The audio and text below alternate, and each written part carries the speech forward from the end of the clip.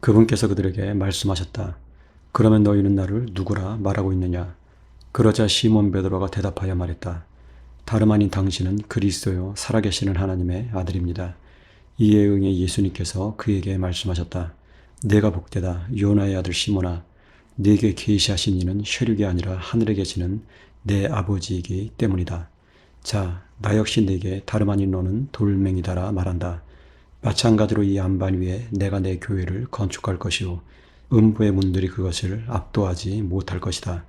내가 네게 하늘나라의 열쇠들을 줄 것이요 내가 땅에서 매면 그것은 하늘에서 매여 있는 상태일 것이고 내가 땅에서 풀면 그것은 하늘에서 풀려 있는 상태일 것이다.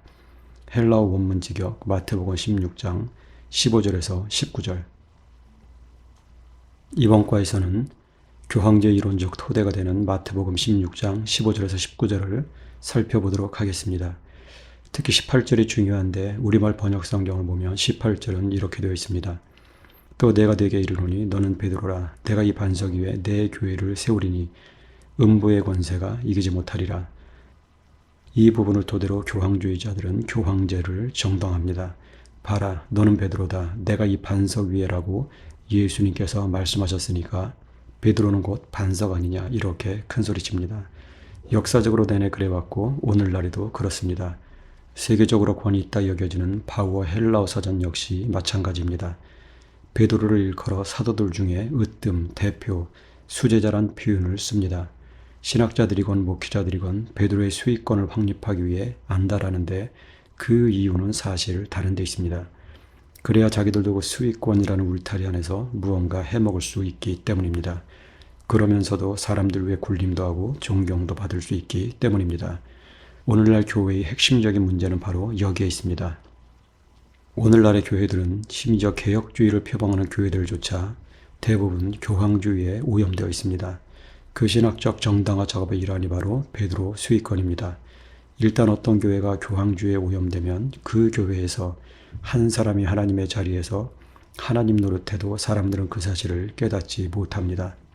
오히려 절대 충성, 절대 복종, 절대 칭송을 그 한 사람에게 쏟아붓습니다. 그런데 사람들이 아무 이유 없이 그러는 게 아닙니다. 성경이 그렇게 시키는 줄 알고 그렇게 합니다. 알고 보면 신학자, 목회자라는 사람들이 사기친 건데 그걸 잘 모르다 보니 맹종하는 겁니다. 베드로가 사도들 중에 으뜸이다, 대표다, 수제자다, 이런 말에 속아 넘어가는 겁니다. 바우어 사전조차 그렇게 말해주는데 당연히 그 사전이 맞겠지, 그렇게 생각하며 사실은 종교 권력에 불과한데 그 권력에 종노릇하는 겁니다. 그것도 자발적으로 아주 기꺼이 말이지요. 이게 새로운 어떤 현상이 아닙니다. 역사 내내 반복되어 왔던 일들입니다. 칼빈은 종교개혁 당시 로마 카톨릭과 맞서 싸우면서 이런 글을 남겼습니다. 기독교 강요 학원 7장 24번, 25번입니다. 이 복음의 교리가 부응하려는 것에 대해서 로마 교황들이 미친 듯이 날뛰며 전력을 다해서 억압하려고 애쓰는 것은 다른 이유가 아니다. 곧 그것은 그리스도의 복음이 승리한다면 그들의 나라가 붕괴될 것이라는 것을 알기 때문이다. 이 사람들이 진리와 싸우게 된 동기는 그들의 성격에 있지 않고 그렇게 하지 않으면 그들의 권력을 유지할 수 없기 때문이다. 우리가 로마 교황을 적그리스도라고 부르는 것을 보고 우리를 중상하는 자와 욕설을 하는 자라고 생각하는 사람이 있을 것이다. 로마 교황이 하나님께만 속하는 것, 특히 그리스도에게 속하는 것을 파렴치하게 자기에게 옮긴 것이 분명한 때에 우리는 그가저 불경하고 가증한 왕국의 지도자이며 기수인 것을 의심하지 않을 수 없다. 자, 칼빈 시대 문제가 되는 것은 로마 교황의 종교 권력이었습니다. 오늘날은요, 오늘날도 다르지 않습니다. 신학자들이나 목사들이 베드로를 예수님의 수제자로 만들려는 것은 결국 종교 권력 때문입니다. 담임 목사들의 권력을 강화하고 정당화하기 위해서입니다. 그런데 정말 베드로가 반석일까요? 어떤 사람들은 그럽니다. 개혁주의자들은 이 반석을 베드로의 신앙 고백이라 했지만 현대신학계의 주류는 다른 견해를 가지고 있다고요. 실제 현대 개혁주의 신학자 헤르먼 바빙크는 그의 책 개혁교의학에서 사도들은 교회의 기초다라고 언급합니다. 그가 근거 구절로 들은 것은 이번과 성경 본문을 포함 고린도전서 3장 10절, 에베소서 2장 20절, 요한계시록 21장 14절입니다. 그런데 정말 그럴까요? 이번과 본문은 세밀하게 살펴볼 것이니까 나머지 구절들에 대해서만 먼저 말씀드리자면 답변은 아니다입니다. 고린도전서 3장 10절입니다. 내게 주어진 하나님의 은혜를 따라 나는 숙련된 건축가처럼 기초를 놓았습니다. 그리고 다른 이는 위에 세웠습니다. 그러므로 각 사람은 어떻게 위에 세워야 할지 주의하십시오. 자, 보세요. 사도 바울이 지금 스스로를 교회의 기초라고 말하고 있나요? 아닙니다. 사도 바울은 교회의 기초를 놓았을 뿐입니다. 사도들은 마치 오늘날 개척교회 목회자들이 그러하듯 교회를 설립하기 위해 헌신했던 분들입니다. 이것을 사도들 자체가 교회의 기초인 것처럼 오도해서는 안 됩니다. 에베소서 2장 20절은 번역상 오해가 있을 수 있습니다. 개역개정판은 이렇습니다. 너희는 사도들과 선지자들의 터 위에 세우심을 입은 자라. 그리스도 예수께서 친히 모퉁이 돌이 되셨느니라. 이것만 보면 마치 사도들과 선지자들이 교회의 기초인 것 같은 인상을 받을 수 있습니다. 그러나 이는 헬라어에 대한 무지에서 비롯된 겁니다. 헬라어법 그대로 번역하면 이렇게 됩니다. 여러분은 사도들과 선지자들이 놓은 기초 위에 건축된 이들입니다. 예수 그리스도 그분이 주춧돌이시오. 이 역시 교회의 설립에 관한 내용입니다. 사도들이나 선지자들 자신이 교회의 기초라는 말이 아닙니다. 아울러 요한계시록은 이를 상징으로 나타냅니다. 예수님의 12 사도들은 교회의 기초를 놓은 분들입니다.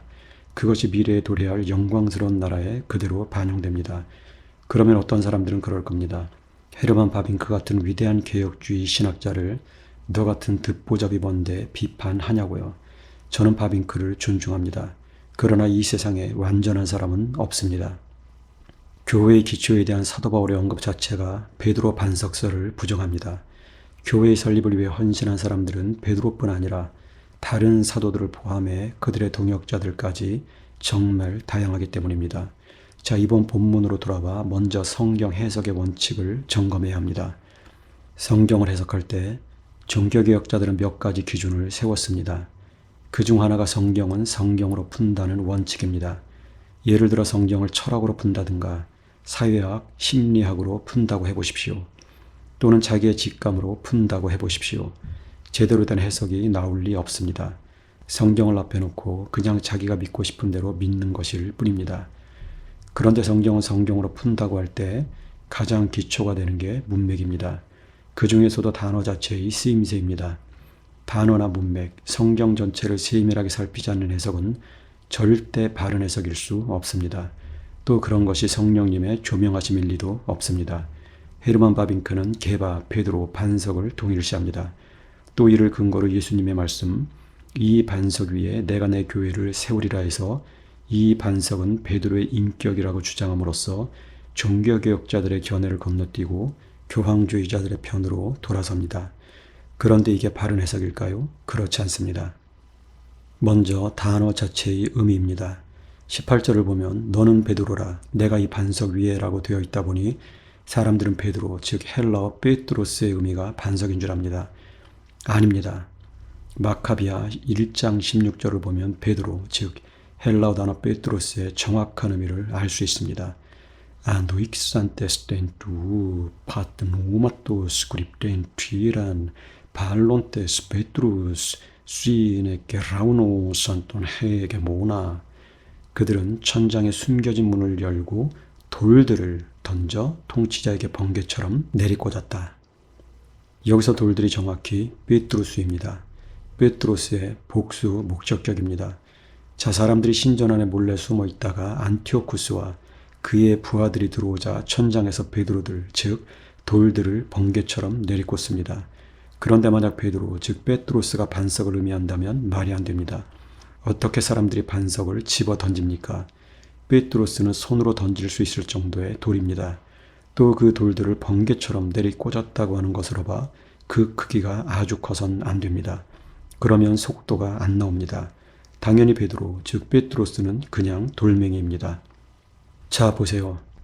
가장 기초적인 것에서부터 베드로 반석설은 헛소리였다는 게 입증됩니다. 아직 문맥을 살펴보지도 않았는데 말입니다. 분명히 말씀드리지만 베드로는 반석이 아닙니다. 그럼에도 불구하고 오늘날 많은 수의 신학자, 목사들이 베드로를 반석이라 주장하는데 그 이유가 뭘까요? 기초가 부실한 겁니다. 그러니까 베드로스가 돌멩이라는 뜻조차 모르는 겁니다. 반면 만일 이들이 알면서 베드로를 반석이라 주장한다면 그것은 사악한 겁니다. 다른 의도가 있어서 진실을 왜곡하는 겁니다. 베드로스는 돌멩이입니다. 반면 반석 또는 안반은 베드라입니다. 18절을 제대로 번역하면 이렇게 됩니다. 자, 나 역시 네게 다름 아닌 너는 돌멩이다라 말한다. 마찬가지로 이 안반 위에 내가 내 교회를 건축할 것이요 음부의 문들이 그것을 압도하지 못할 것이다. 베드로는 돌멩이입니다. 반면 베드로가 세워지는 곳은 안반, 즉 반석입니다. 돌멩이가 안반일까요? 아닙니다. 돌멩이와 안반은 다릅니다. 돌멩이가 안반일 수는 없습니다. 예수님께서 베드로에게 너는 돌멩이다라 말씀하시는 이유가 있습니다. 이걸 워드 플레이라고 하는데 베드로의 이름을 들어 다른 의미를 전달하시는 겁니다.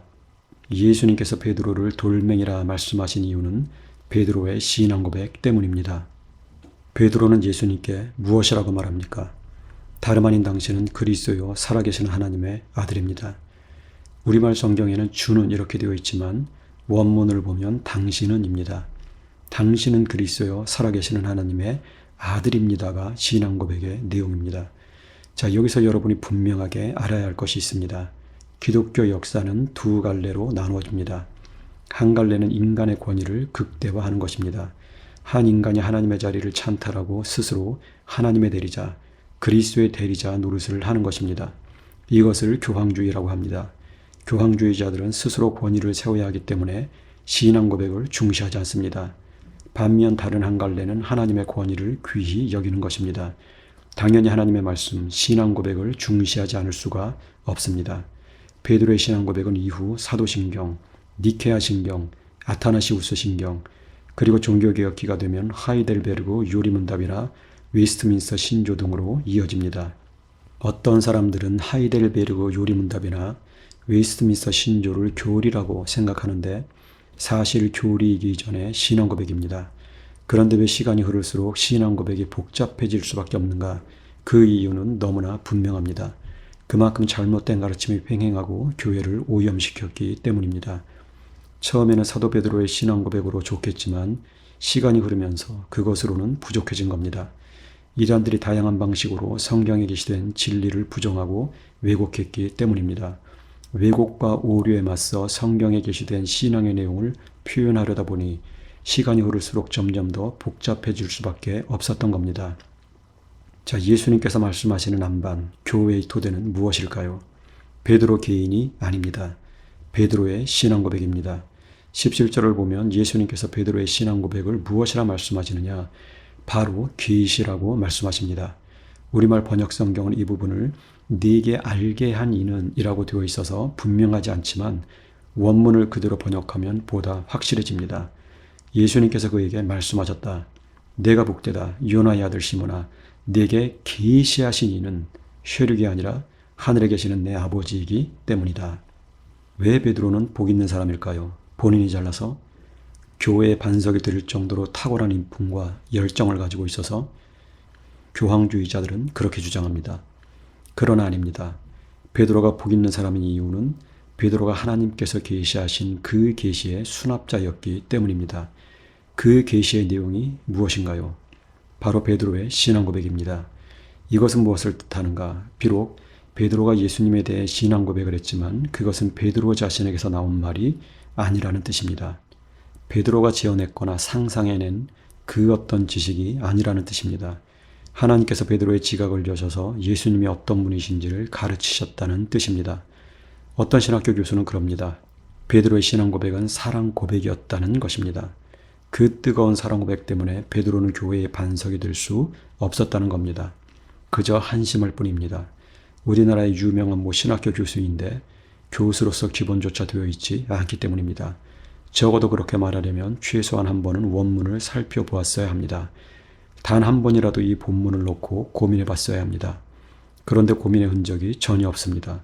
사랑 고백이요, 하나님의 계시를 사랑 고백 수준으로 격화시키는 그 천박함을 저는 어떻게 해야 할지 모르겠습니다.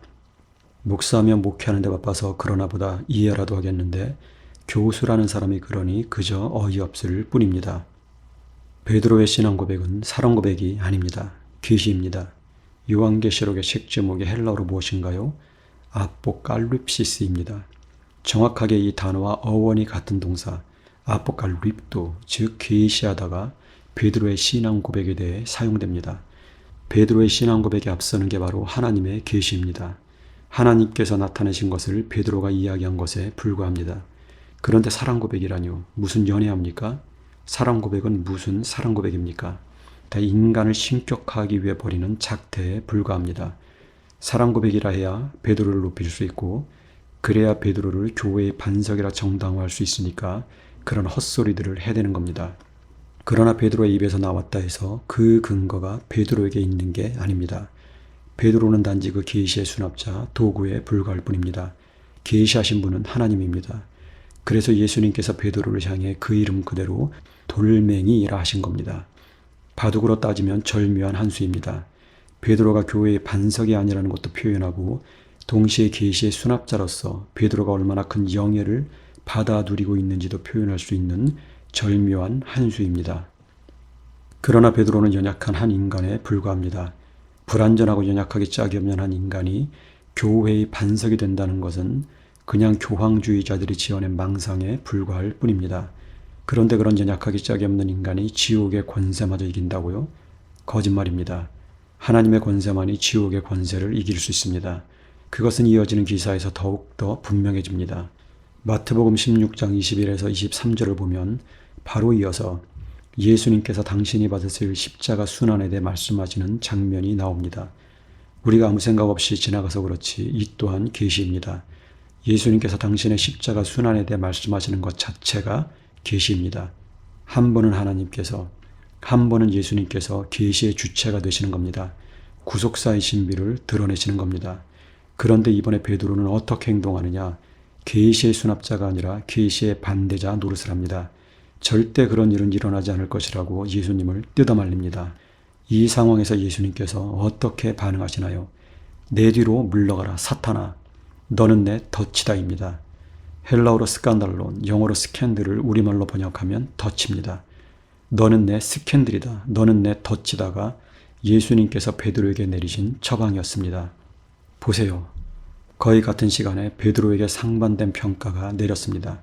하나는 복된 사람, 다른 하나는 덫, 걸려 넘어지게 하는 사람, 스캔들입니다. 이걸 어떻게 이해해야 하나요? 고민할 필요 없습니다.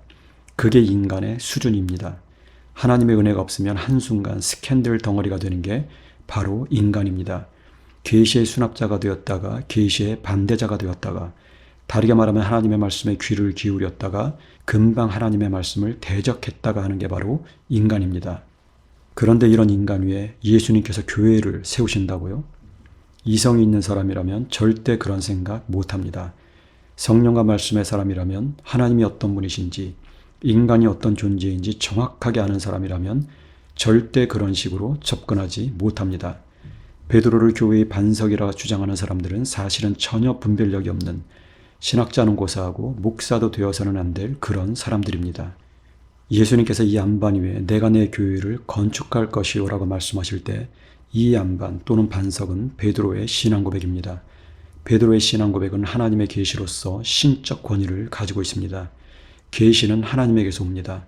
하나님에게서 온 것만이 하나님의 교회를 세울 수 있습니다. 제가 여러 차례 말씀드렸죠. 종교개혁은 인간의 권위냐 하나님의 권위냐의 싸움이라고요. 하나님의 권위를 보여주는 것이 계시, 즉 신앙 고백입니다. 그렇다면 인간의 권위를 보여주는 것은요, 바로 베드로입니다. 예수님께서는 베드로가 계시의 반대자 노릇을 할 때 사탄이라 스캔들 덩어리라 책망하십니다. 그 스캔들 덩어리 위에 사탄 위에 교회가 선다는 주장은 그 자체가 망상입니다. 인간의 권위 위에는 절대 교회가 설 수 없습니다. 이 세상에는 두 개의 인간론이 있습니다. 하나는 성경적 인간론이고 다른 하나는 사기꾼들의 인간론입니다. 성경은 정직합니다. 인간의 불완전성과 연약함, 죄악된 본성을 그대로 드러냅니다. 하나님 앞에서 인간은 누구나 예외 없이 죄인입니다. 인간은 은혜와 긍휼의 대상이지 은혜의 원천이 아닙니다. 반면 사기꾼들은 끊임없이 인간을 미화하고 우상화합니다. 인간 안에 절대선의 근거가 있는 것처럼 떠들어댑니다. 베드로 반석설이 그런 종류의 것입니다. 지금 우리가 다루는 성경 본문은 정말로 중요합니다. 이 본문에 대한 해석 여부가 결국 교회론의 출발과 내용과 방향을 결정하기 때문입니다. 교회란 무엇인가요? 교회가 만일 베드로 위에 서 있다면 교회는 그저 인간의 공동체에 불과할 뿐입니다. 어떤 인간은 하나님 노릇하고 나머지 사람들은 거기서 노예 노릇하는 그런 몰상식한 공동체가 되고 맙니다. 그게 교황주의입니다. 그런데 하나님 노릇하는 그 인간도 알고 보면 불완전하기 짝이 없는 죄인입니다. 그 사실을 숨기기 위해 그 인간은 필연적으로 위선과 가식, 교묘한 선전술로 자신을 위장하게 되어 있습니다. 그것 자체가 타인에 대한 사기요, 폭력입니다. 반면 교회가 베드로의 신앙 고백 위에 서 있다면요. 베드로의 신앙 고백이 궁극적으로 말해주는 게 무엇인가요? 예수 그리스도, 즉 예수스 에스티 크리스토스, 예수님은 그리스도이다입니다. 즉 예수 그리스도께서 교회의 토대가 되신다는 사실입니다. 이 경우 교회는 예수님을 주요, 그리스도요, 하나님의 아들로 인정하고 받아들이고 의지하는 사람들의 공동체가 됩니다.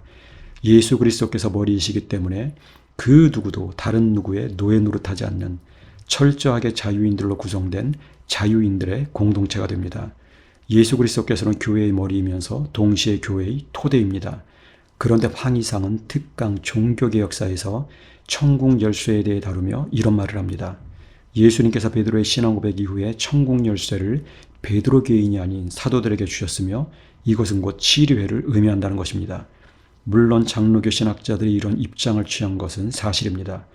그러나 그 입장을 고집하기 전에 성경이 진정 무엇을 말하는지 살펴보았어야 합니다. 첫째, 천국 열쇠가 베드로 개인이 아니라 사도들 전체에 주어졌다고 한다면 이 역시 교회가 인간의 권위 위에 구축된다는 의미가 됩니다. 그러나 이미 설명드렸듯이 예수님께서는 인간의 권위 위에 교회를 세우신 게 아닙니다. 둘째, 천국 열쇠를 받는 대상은 명백하게 단수, 즉 너희입니다. 너희가 아니라 너희입니다. 베드로가 사도들 전체를 대표했다는 주장은 근거 없는 억지입니다. 대표라는 개념 자체가 로마교의 잔재입니다. 사도들 중에 대표가 있었다는 말은 성경에 없는 말입니다. 셋째, 사도들은 오늘날의 목사와 장로가 아닙니다. 사도들과 당회를 동일시해 천국 열쇠가 당회에 전수되었다고 주장하는 것은 베드로의 사도직이 교황에게 전수되었다는 교황주의자들의 논리와 다르지 않습니다. 한 개인이냐 소수의 집단이냐의 차이가 있다 해서 본질과 성격이 바뀌지 않습니다. 넷째, 마태복음 16장 19절에서 천국 열쇠는 사실 치료회를 의미하지 않습니다. 복음 선포를 의미합니다. 복음이 선포되느냐 선포되지 않느냐에 따라 사람들이 하나님 나라의 백성이 되기도 하고 그렇지 않기도 하기 때문입니다. 권징을 위한 모임과 관련된 구절은 마태복음 18장 15에서 20절입니다. 이 경우는 교회의 직분자들과 관련해 이해할 수 있습니다. 예수님께서는 교회가 문제가 생겼을 때 처음에는 피해자가 가해자에게, 그 다음에는 두세 증인과 함께 피해자가 가해자에게, 그 다음에는 교회에 말하라고 하셨는데 이때 교회는 회중 전체를 의미하지 않습니다.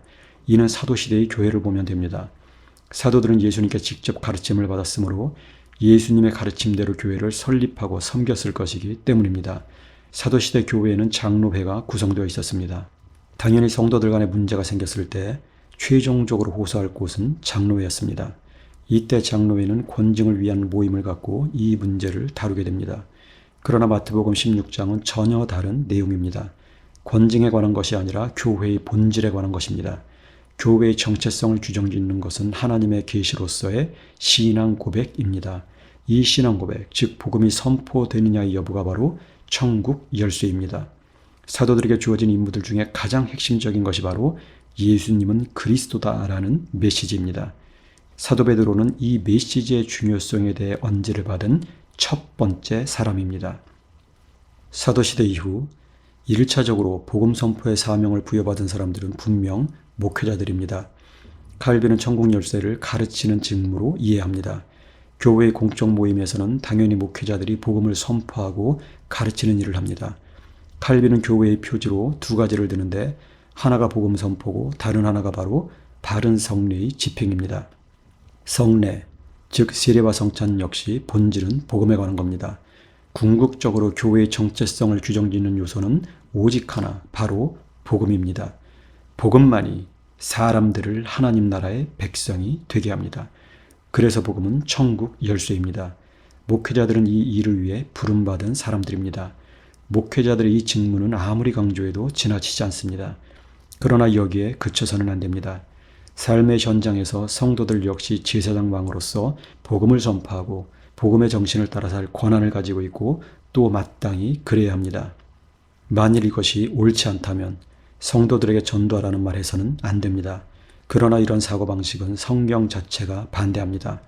여러분 아마 브리스길라와 아굴라 부부를 아실 겁니다. 아굴라는 사도 바울과 천막 깁는 일을 함께 했던 사람입니다. 사도 바울이 비록 이들을 동역자로 언급하고 있지만 이들이 사도가 아닌 것은 분명합니다. 그러나 이들은 아볼로에게 복음을 가르칩니다. 또 교회의 일꾼으로 언급되는 베베는 여자입니다. 직분과 상관없이 이들은 모두 복음에 헌신했던 분들입니다. 천국 열쇠가 소수의 사람들에게 주어져 있다는 것은 사제주의의 잔재일 뿐입니다. 이는 천국 열쇠가 한 개인에게 주어져 있다는 교황주의와 크게 다르지 않습니다. 자, 원래의 논의로 돌아와 베드로전서 2장 7절에서 8절을 보면 사도 베드로가 이 안반, 즉 반석에 대해 어떤 생각을 가지고 있었는지 확인할 수 있습니다. 그러나 불순종하는 자들에게는 건축하는 자들이 쓸모없다는 돌, 그것이 머릿돌이 되었다. 그리고 걸림돌과 걸려 넘어지게 하는 안반이 되었다입니다. 여기서 사도 베드로는 분명 예수 그리스도를 뺐더라, 즉 안반으로 묘사하고 있습니다. 사도 베드로는 단 한 번도 자신을 교회의 안반, 즉 반석이라 주장한 적이 없습니다. 만일 예수님의 말씀이 베드로를 교회의 반석으로 삼으시는 것이었다면 베드로 역시 자신의 서신에서 그 사실을 밝혔을 것입니다. 그러나 그런 언급은 그 어디에도 없습니다. 또 마태복음 21장 42절을 보면 이렇습니다. 예수님께서 그들에게 말씀하셨다. 너희는 성경에서 건축하는 자들이 쓸모없다는 돌, 그것이 머릿돌이 되었다. 주님으로부터 이것이 이루어졌고 그것은 우리의 눈에 이상했다를 읽은 적이 없느냐. 여기서 머릿돌은 바로 예수님 자신입니다. 그리고 앞에서 언급한 고린도전서 3장 10절 역시 마찬가지입니다. 11절까지 보면 그 의미가 더 분명해집니다. 내게 주어진 하나님의 은혜를 따라 나는 숙련된 건축가처럼 기초를 놓았습니다. 그리고 다른 이는 위에 세웠습니다. 그러므로 각 사람은 어떻게 위에 세워야 할지 주의하십시오. 왜냐하면 그 누구도 그 놓여있는 것을 지나쳐 다른 기초를 놓을 수 없기 때문입니다. 그 기초는 예수 그리스도입니다. 자, 보세요. 교회의 기초는 사도나 사도들이 아니라 예수 그리스도입니다. 이 외에 다른 기초는 없습니다. 또 앞에서 언급한 에베소서 2장 20절 역시 마찬가지입니다. 여러분은 사도들과 선지자들이 놓은 기초 위에 건축된 이들입니다. 예수 그리스도 그분이 주춧돌이시오. 여기서 사도들과 선지자들은 교회의 기초를 놓은 분들이요, 그 주춧돌은 예수 그리스도입니다. 사도들과 선지자들은 하나님의 계시를 따라 교회를 설립한 분들입니다. 교회의 일꾼들입니다. 그게 다입니다.